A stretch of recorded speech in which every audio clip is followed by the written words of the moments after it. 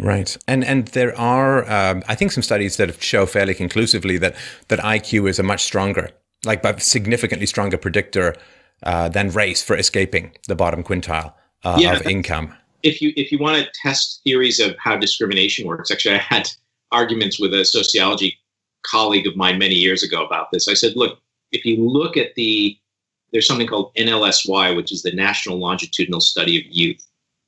And it's been going since, I think, Patrick Moynihan. So probably like more than 50 years now. So you can track individual kids, you know their IQ scores. And you can ask, like, for a kid born in the bottom quintile of family social economic status, what is the probability that they escape the bottom quintile, or they make it to the top quintile or the middle quintile?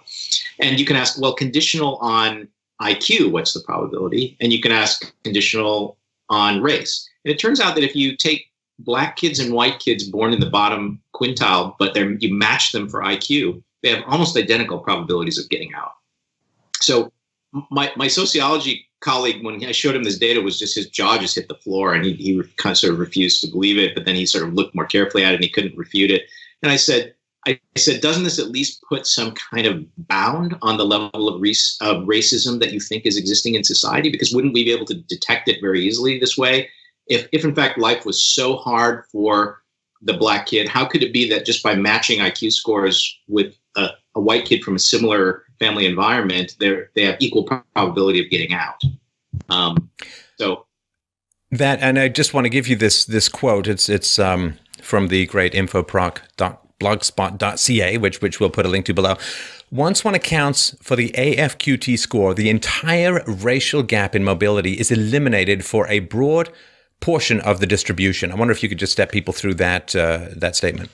Right. So that's sort of what I was saying. So imagine that you have this huge data set where you've followed huge 100,000 kids for 50 years, something like this. This is a U.S. government funded study that's still ongoing. So pick out all the black kids who scored 100 on their IQ, effectively exactly 100 plus or minus 1 point on their IQ test, and then take all the white kids who scored 100 plus or minus 1 point on their IQ test, and then also only look at the white kids who are in the bottom 20% in the population for family income and education, and also take only the black kids who are also in that lowest quintile for family SES, and then just ask, what's the probability that a given white kid with those characteristics got out? And let's say the probability is like, actually, if you have average IQ, almost everybody got out. It turns out. It's kind of funny. If you're a libertarian, you love this data because it shows, like, if you're stuck down there, actually, there's some problem, right?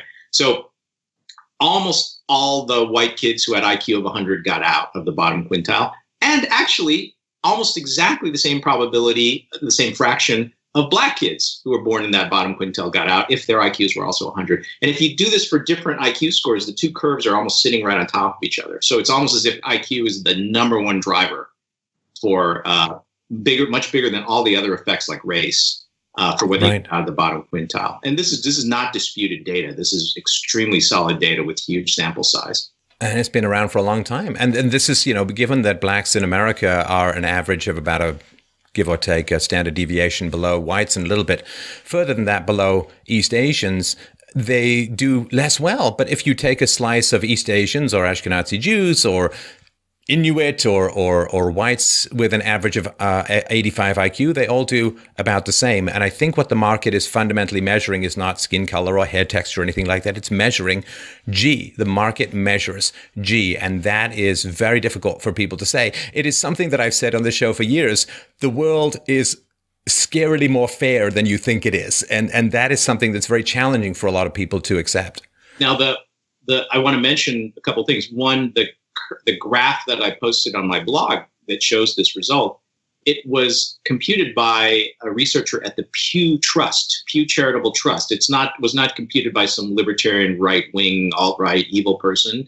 It was, a progressive guy economist who sat down and did this calculation. So I think we can trust it. Welcome back!